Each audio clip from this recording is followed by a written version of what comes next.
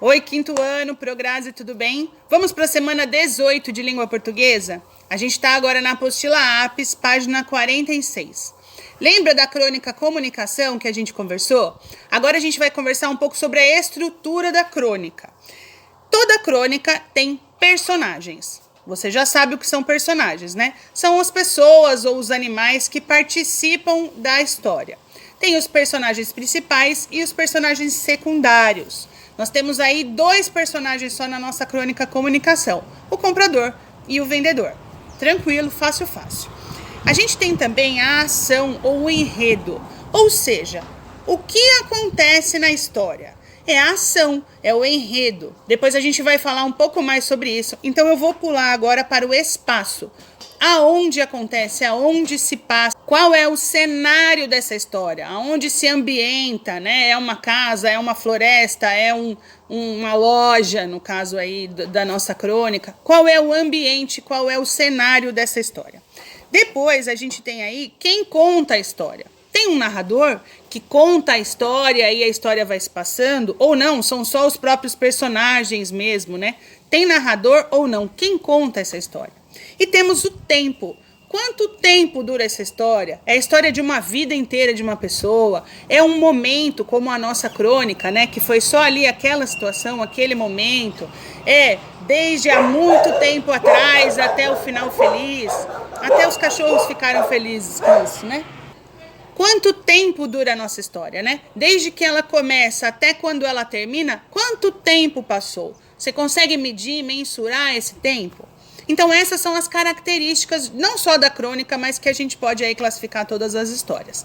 Falando de enredo, a gente consegue desmembrar esse enredo aí assim, ó. Situação inicial, como tudo começou, né? Como que começou a história, qual era o cenário, qual era o tempo, quais eram os personagens.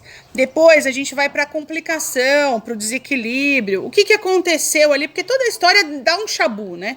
Toda a história tem ali alguma coisa para contar. Depois, qual é o momento mais importante dessa história, né? Qual foi a coisa mais impactante que aconteceu? E aí o desfecho, o final dessa história. Essas são estruturas. Quando você vai escrever uma história, você precisa pensar em tudo isso antes de escrever. Quais serão seus personagens? Qual vai ser o enredo sobre o que a sua história vai contar? Em que espaço eles estarão? Tem um narrador ou não tem? E em quanto tempo dura essa história? Se você fizer toda essa estrutura antes de começar um texto, é sucesso na certa.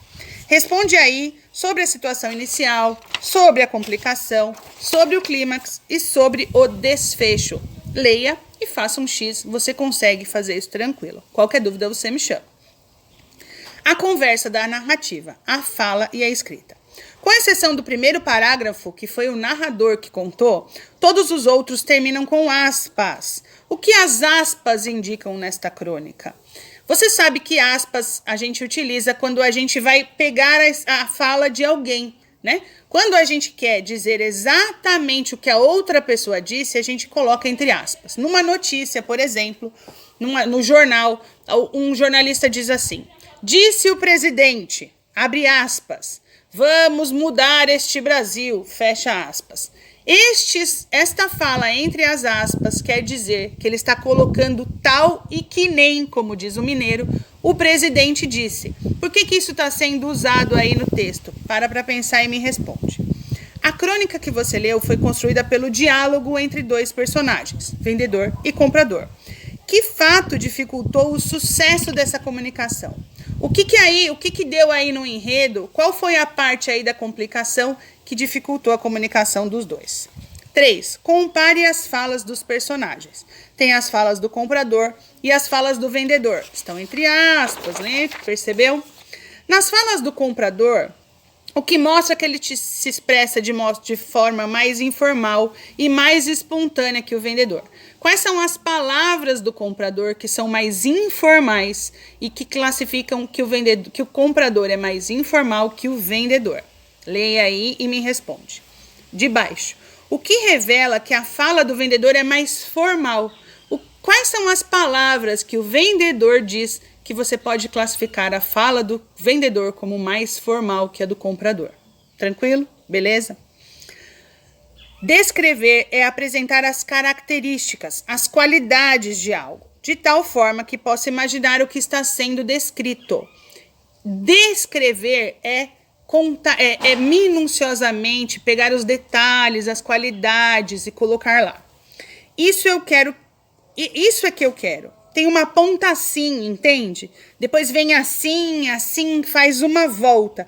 E na outra ponta tem uma espécie de encaixe. O comprador está descrevendo o objeto. Como é essa descrição? É de uma maneira clara, é de uma maneira insuficiente ou de uma maneira confusa? Pensa aí, faz um X. Nessa fala, uma palavra dá a ideia de que o comprador faz gestos para explicar. Que palavra é essa? Grifa no texto. Grifa a palavra que parece que ele está fazendo gestos. É uma palavra até que se repete. Ai, Pro, você contou tudo. Ainda nesse trecho, o comprador fala várias vezes a palavra entende. Por que ele faz isso? Leia aí as 3 alternativas e faça um X, ok? Exercício 5. Releia a fala do comprador. Pomba, que cabeça minha. A palavra me escapou por completo. É uma coisa simples, conhecidíssima.